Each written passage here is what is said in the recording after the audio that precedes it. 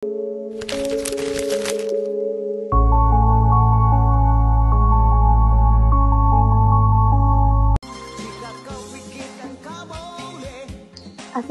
dan salam sejahtera. Saya Noraina Asmira binti Nur Asri. Kini berada di Masjid Sultan Nabaya, Universiti Utara Malaysia, sempena program Grand Karen Championship Festival Takmir 2025.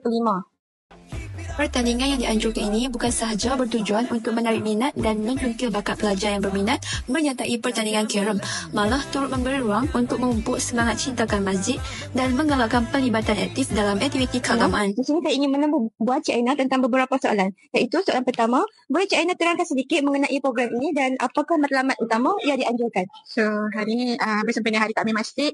Hari Takmir Masjid ini diadakan adalah dengan tujuan untuk memakmurkan masjid yang mana kita nak tarik seramai mungkin student lah untuk datang ke masjid. So, antara program yang kami buat adalah pertandingan Karen lah, sebab kalau kata nak buat ceramah je bosan kan. So, inisiatif lain kita buat game lah.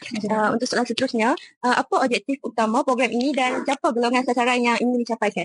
Objektif dia kita nak mengimarahkan masjid, sebab macam selalunya orang datang waktu nak semayang tu kan. So, kita kalau boleh nak macam tarik lagi ramai lah orang datang, dan kita punya target adalah student lah basically, walaupun hari ni hari cuti kan.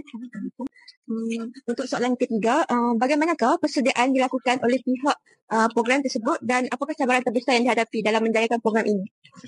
Persiapan, sebab kami pun macam last minute juga sebenarnya program ni.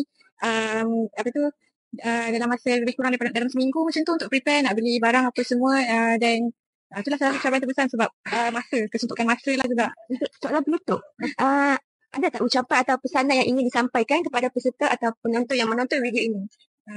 So, saya harap Hari Takmir Masjid ni boleh dilaksanakan di jam-jam yang akan datang, dan orang pun akan lebih tertarik lah untuk ke masjid. Kiranya Majlis Hari Takmir ni yang pertama kali dianjurkan? Pertama kali. Okey, baik. Bersama dengan saya sekarang pemenang tempat pertama Karen bagi kategori perempuan. Okey, baik. Perkenalkan diri dahulu. Hai, nama saya Nurifah Nashti. Okey, sebelum ni pernah bermain Karen ni? Apa pengalaman ke background bermain Karen? Oh, sebelum ni dah pernah main dah. Kiranya waktu sekolah-sekolah dulu lah. Lepas tu kira masuk uni ni tak nampak pun game Karen ni ada. Hari semalam kita orang macam, ada game Karen. Kita nak masuk. Ada macam kan saya nak masuk. Sekali kan? Bagaimana perasaan anda berdua selepas memenangi pertandingan Karen ini? Oh, kita orang terkejut kan? Kita tak expect pun. Sebab hadiah untuk memenangi pertandingan ni pun agak hebat. Banyak. Kita orang cakap, siapa sponsor ni banyak. Kita macam cuba je lah kan nak main. Tahu-tahu, semua game kita orang menang. Kita nenek juga macam. Kita sering tak berhenti. Akhir kata, liputan saya berakhir di sini dengan harapan agar lebih banyak program seperti ini dapat dianjurkan pada masa akan datang. Sekian, terima kasih.